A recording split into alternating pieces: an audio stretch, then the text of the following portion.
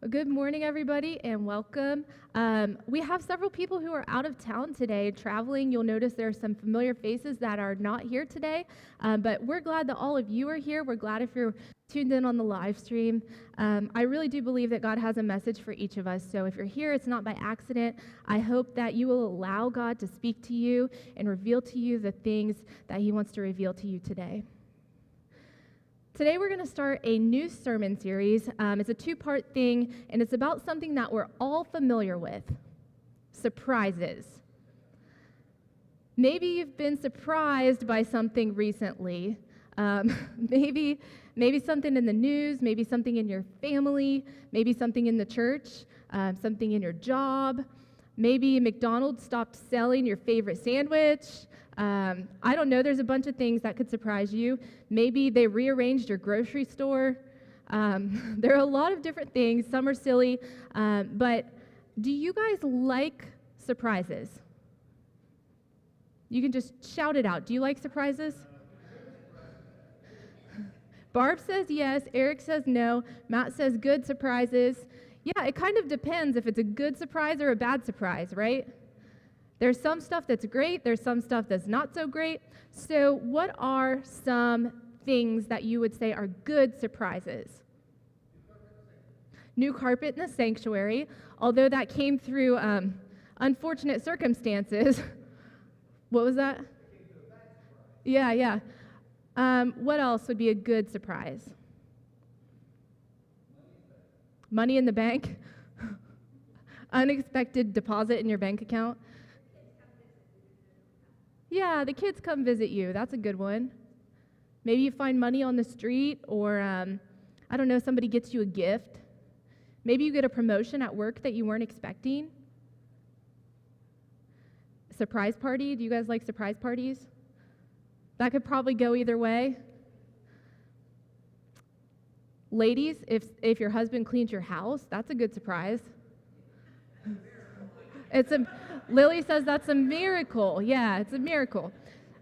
Okay, so what are some things in life that are bad surprises, or maybe just annoying surprises?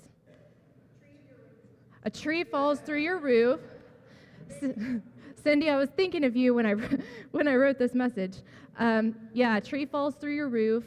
That's a bad surprise. Every once in a while when I walk into this building, there's somebody here and I'm not expecting it, and that will surprise me. A couple times I've run into Dave Jackson in the building, and like there's a man in front of me, and I thought I was here by myself. That's not a great surprise. He texts us now when he's going to be in the building. One of the things that I hate is losing power. To me, that's a bad surprise. I'm not used to not having power. We rely on our electricity a lot. Come on, some other things that are bad surprises. Illness, yeah. Getting sick. An unexpected bill, yeah, for sure. Say that again. Your car won't start, yeah. Maybe you get a flat tire. Life is full of good surprises and bad surprises. Some are just plain annoying, but life brings surprises. They're either something that you wouldn't expect to happen, maybe ever, or it's something that happens that comes at an unexpected time. So there's this unexpected nature to surprises. Because of that, you can't always plan for a surprise. You can't always predict what's going to happen. I don't just sit in my living room waiting for a baseball to fly through my living room window. That could happen. Chances are it's not going to. And so if I just sit there waiting on that to happen, I'm going to waste a lot of time. So I haven't done anything to prepare for that, because I don't know if that's going to happen. And you can't necessarily plan and prepare for every possible bad thing that could happen. I would like to. You guys probably would like to also. That's a miserable way to live your life, to just sit and wait for bad things to happen, and wait for surprises. That's a miserable way to live your life. It's mentally and physically exhausting. And over time, you learn that there's some stuff that's going to happen that you just can't control, you can't plan for, you can't predict. We can't control the weather. Like it or not, we can't control gas prices. We can't control what other people say and do. That's a tough one. A lot of times I would like to control what somebody else says or does. Can't do that. What that means for us is we have to be okay. We have to become okay with knowing there's some stuff that's going to happen that is out of my control, good and bad, that you just cannot prepare for. So you become okay with that eventually, right? You become okay with knowing there's good stuff that's going to happen, there's bad stuff that's going to happen. I can't control it. Sooner or later, something's going to happen that I wasn't expecting. And just when you let your guard down and life's going good and you think, okay, we're in the clear, insert disaster here. Your car breaks down. Your kid gets sick. You break your ankle. You'll lose your wedding ring. You lose your job. Baseball comes flying through your living room window. I have a lot of stories like that. I'm sure you guys do too.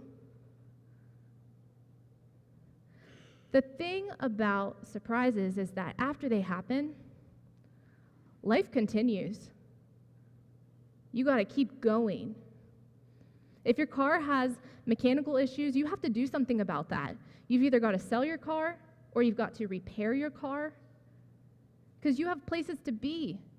You might have to get a ride to work, but you've got to do something if your car breaks down because you have to go places.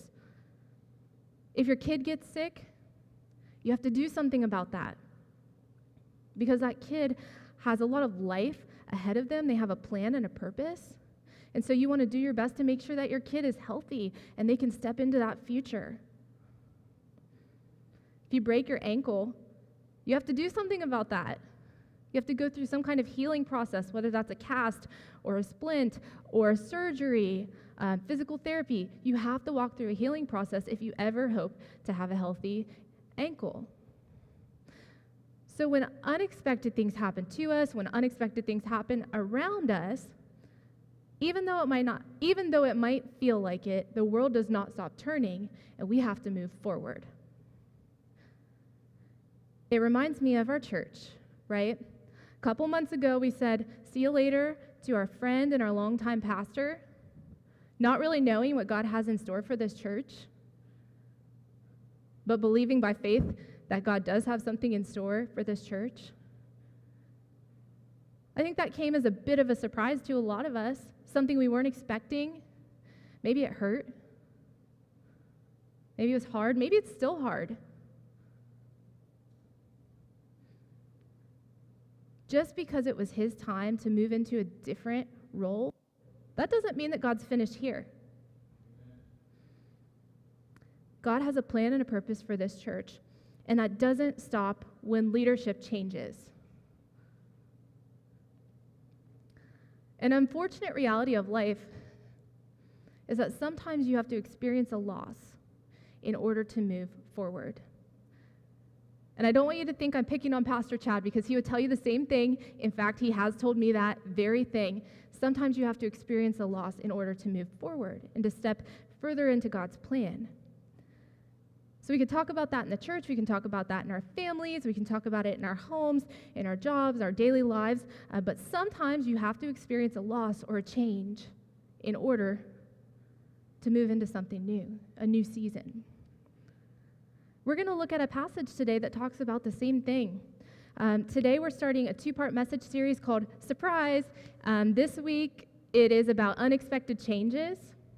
Next week it's about unexpected victory and how God's victory usually comes in unexpected ways, things we wouldn't necessarily choose, things we wouldn't anticipate. So I hope you'll come back for that next week. But today we're talking about unexpected changes,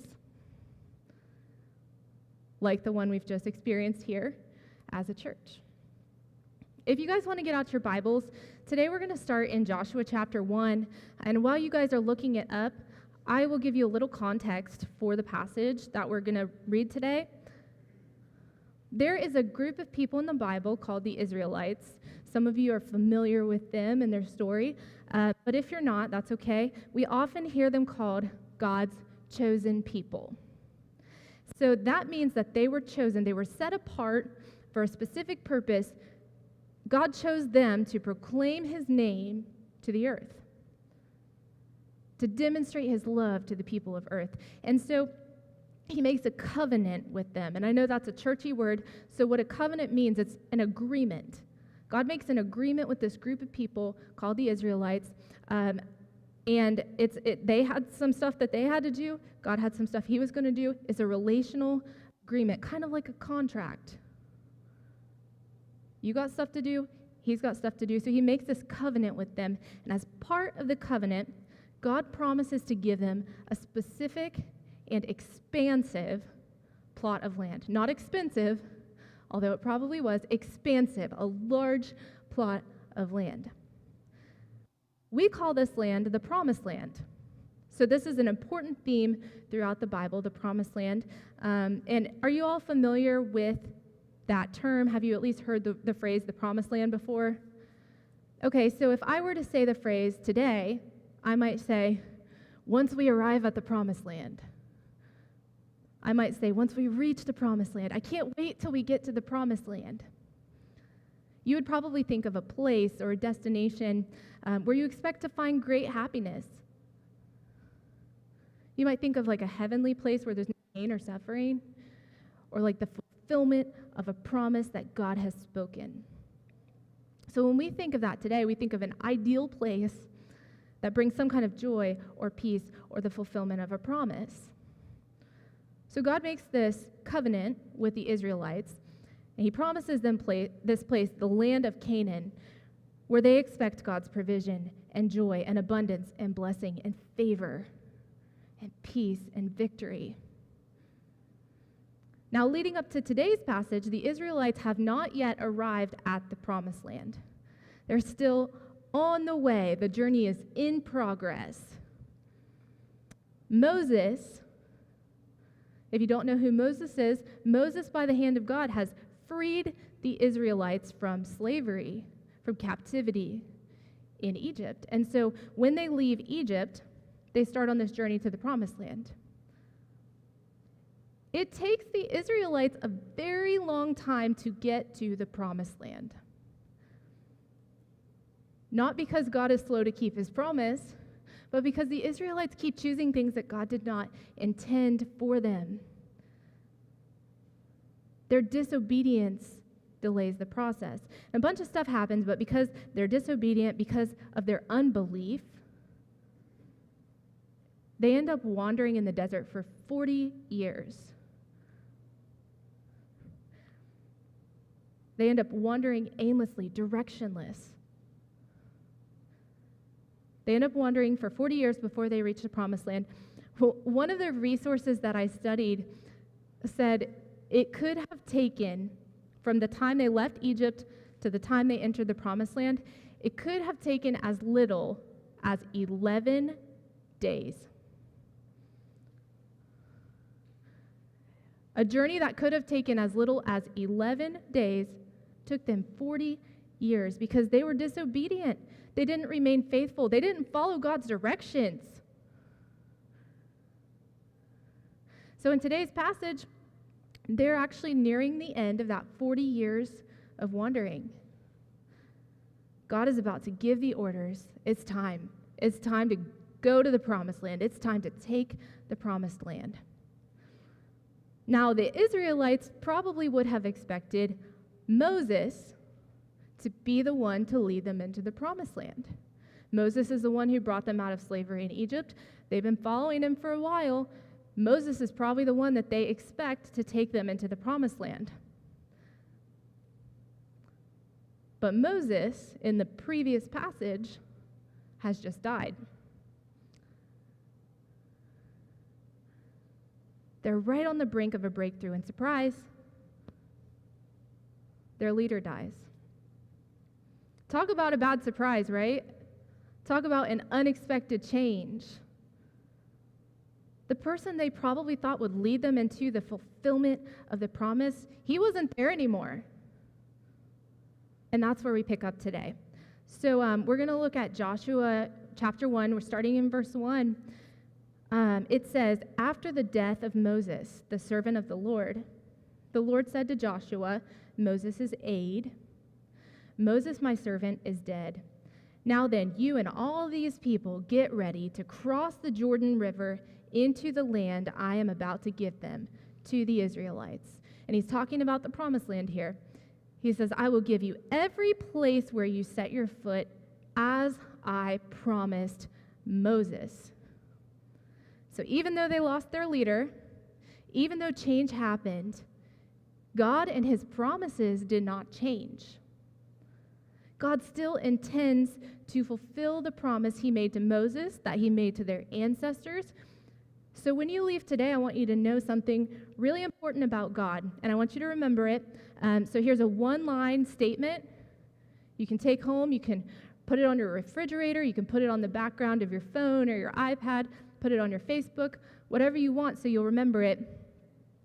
When circumstances change, God's promises remain. If you want to write that down, you can. If you forget it and you want me to tell you again, I'll tell you after church. When circumstances change, when the things around us change, God's promises remain. God makes a promise. God keeps his promise. God is a promise keeper. We can't always see how he's going to do it, but if he says he's going to do it, he's going to do it. So when our circumstances change, God's promises remain. In verse 4, this is still the Lord talking, and he says, your territory will extend from the desert to Lebanon, and from the great river, the Euphrates, all the Hittite country, to the Mediterranean Sea in the west. So God gives them a bunch of land, an expansive plot of land, and says, no one will be able to stand against you all the days of your life. As I was with Moses, so I will be with you. I will never leave you nor forsake you. And that's a promise. That's a promise that we can still count on today. It doesn't mean that bad things will never happen, but it means that no matter what happens, good or bad, God's there with you. He's not just going to turn his back on us. He's not going to abandon us or disown us. He didn't abandon or disown the Israelites. He's not going to abandon or disown us. He will never leave us or forsake us. It was a promise he made to the Israelites. It's a promise that's still meant for us today. In verse 6, he says, be strong and courageous, because you will lead these people to inherit the land I swore to their ancestors to give them. Be strong and very courageous. Be careful to obey all the law my servant Moses gave you. Do not turn from it to the right or to the left, that you may be successful wherever you go. Obedience matters to God. Faithfulness matters to God. He says that here, be careful to obey all the law that I gave to my servant Moses, and that my servant Moses gave you. Be careful to obey it. Your faithfulness matters. In verse 8, he says, keep the book of the law always on your lips. Meditate on it day and night, so that you may be careful to do everything written in it. Then you will be prosperous and successful. And then here comes a frequently quoted Bible verse that you probably have on a t-shirt or a coffee mug somewhere. Verse 9 says, have I not commanded you? Have I not commanded you? I already told you this twice in this passage. Have I not already said, be strong and courageous? Do not be afraid, do not be discouraged, for the Lord your God will be with you wherever you go. And that's a promise. So Joshua ordered the officers of the people, go through the camp and tell the people, get your provisions ready. 3 days from now, you will cross the Jordan here to go in and take possession of the land the Lord your God is giving you for your own. So after waiting for generations, after experiencing unexpected loss and experiencing unexpected change, they get sudden news. Sometimes God is a God of suddenly. All this waiting, and then suddenly, they get sudden news that in just a few short days, there will be a breakthrough because God said, it's time. Do you all still believe that God speaks to us today? Actively and presently, he communicates with us.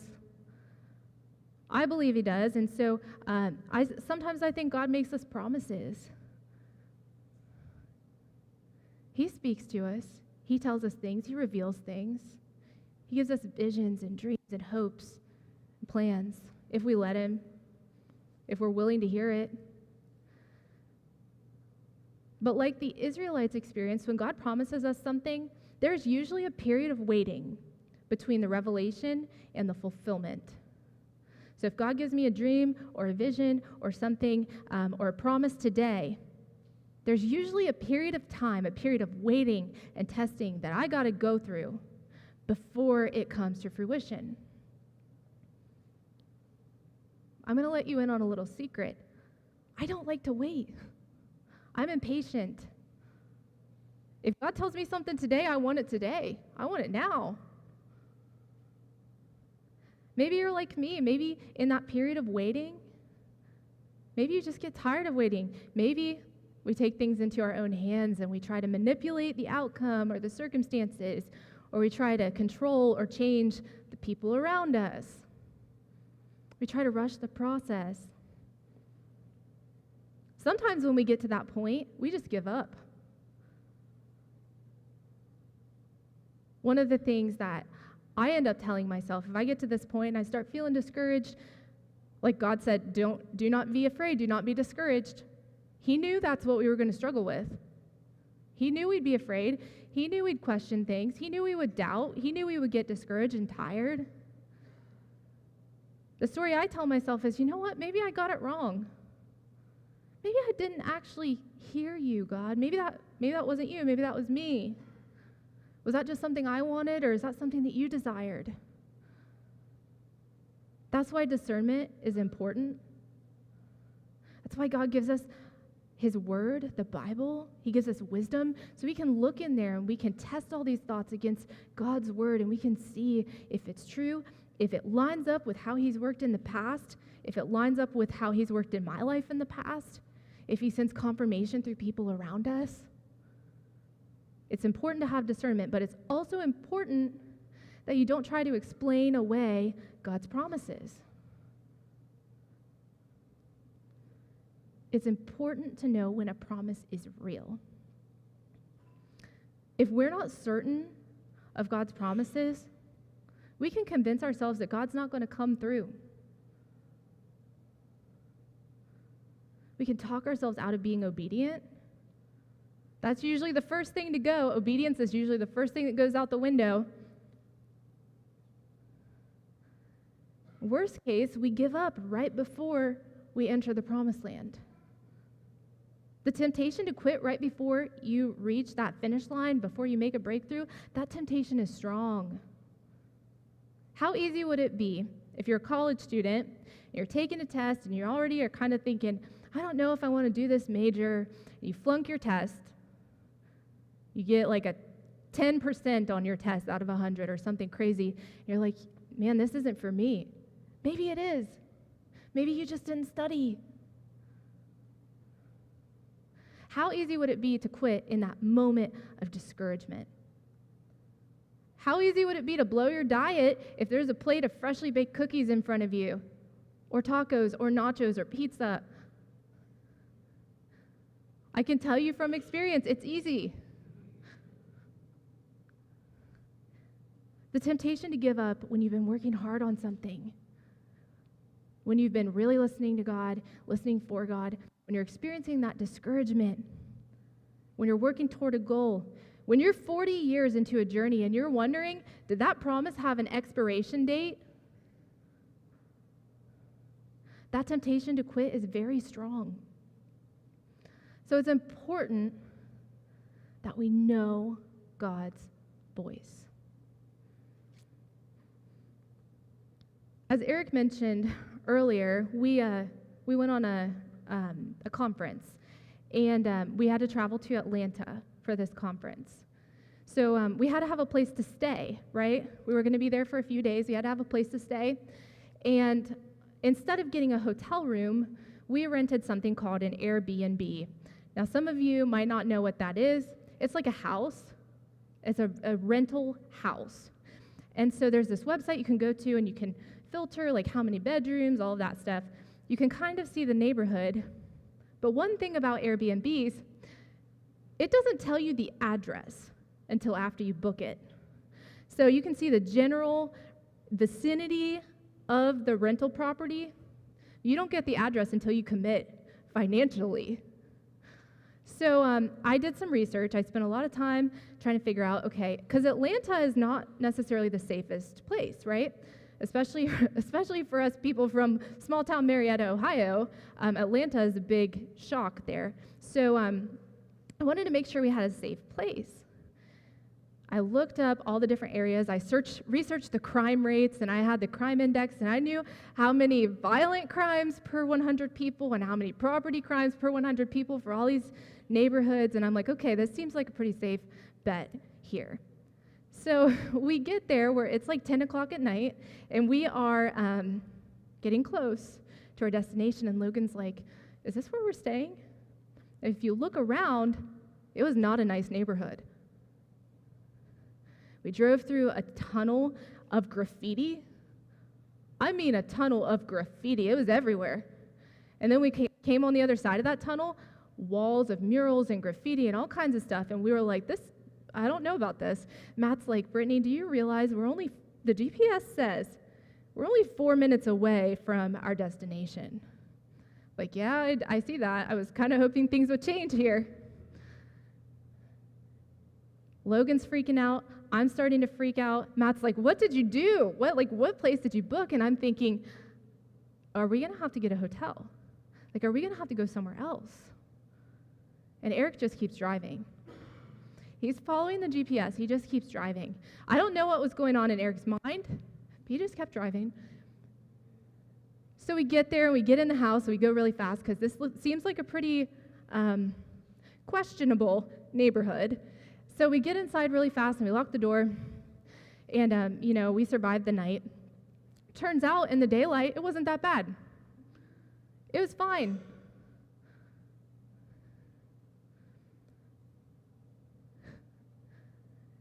Eric probably doesn't know Matt told me this, but the next day, Matt said, I was talking to Eric, and Eric was like, I know Brittany.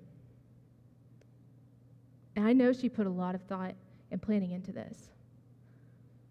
And I'm going to read between the lines here. What I think Eric said is, I've known Brittany long enough to know she's not going to put us in an unsafe situation. I know some stuff about her because we have a relationship. We've worked together for a while. We've known each other for a while. We went through some hard stuff together. We went through a pandemic. We went through a pastoral change. We've gone through some hard stuff, and I know some stuff about Brittany. One, she's not going to put herself in an unsafe situation. And she's not going to put the rest of us in an unsafe situation. And two, Brittany is a planner, which I already told you I did plan. I spent a couple hours looking up the neighborhoods and the crime index and praying that God was going to give us a safe place to stay, because safety is important. So Eric says, I know Brittany. And at the time when Matt said it, I'm like, yeah, that's me, definitely me.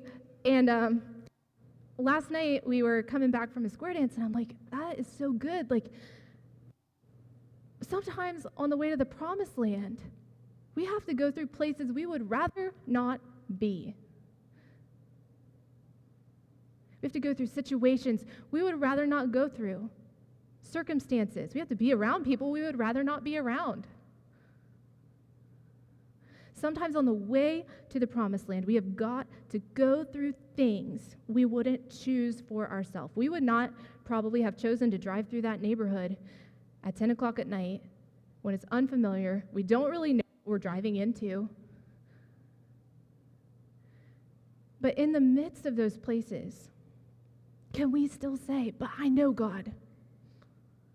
I know God. See, I have a history with God. We've been through some stuff together, some hard stuff. We went through a pandemic together. We went through a pastoral change together. We went through 1,000 things together that y'all don't know about. I know God. Like Eric said earlier, you learn about it in the good times. You really learn it inside in the bad times. Can we say, I know God? Here's some things that I know about God. I know He will never leave us or forsake us. That's something we learned about today. I know He's not going to drop you off in a bad part of town and leave you there by yourself. That's not the way God operates. I know that when we go through those bad seasons, when we go through the uncomfortable places, the bad parts of town, that we all go through, situations, circumstances, relationships, people, whatever, we all go through those things. God is with you in those places. And I know that God is going to keep His promises. Like God promised to the Israelites for generations that He was going to deliver them to the promised land. He fulfilled that promise in His timing, in His way. It didn't get delayed because of Him. God fulfills His promises. And I want you to know that today. If you're going through that kind of season, if you're driving through that graffiti tunnel and you're like, y'all, this isn't what I signed up for, God is with you in that place. Sometimes you have to pass through those places, those tunnels, to get to the destination that God intends for you, the destination that He always knew you were going to get to, the destination He always intended to deliver you to. So I want you all to say this with me, this one-line statement that you're going to take home, you're going to put on your fridge, you're going to put on Facebook, you're going to put on the background of your phone, because we're all going to go through it at some time. I'll say it, and then we're all going to say it together. When circumstances change, God's promises remain. Can you say it with me? Ready? When circumstances change, God's promises remain. I hope you all will remember that. I know it's easy to say when things are good. It's harder to live out when things are hard. But it's true. And I hope today when you leave, you'll be able to say, this might be hard, but I know God. I know God. That's my prayer for all of you today. I hope that's what you'll take with you. Will you all join me in prayer? Dear Heavenly Father, God, I don't know what every person is going through here today, but I do know that life on earth comes with a lot of surprises. It comes with some stuff that we would rather avoid, some stuff we didn't sign up for. It comes with pain and loss and flat tires and trees through our roofs and all kinds of things we wouldn't choose. But God, it also comes with unexpected joys and celebrations. This life is full of hellos and goodbyes and all kinds of changes. But God, none of those things that affect us, none of those things change you. None of those things change your promises. Help us to know with certainty that you come through every single time.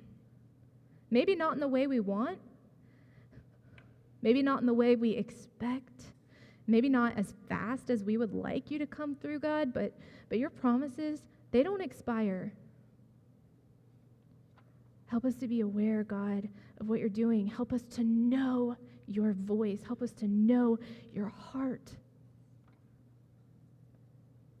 Help us to know not just with our minds, but to know through every fiber of our being, every ounce of our body, God, that you will never leave us. You will never forsake us.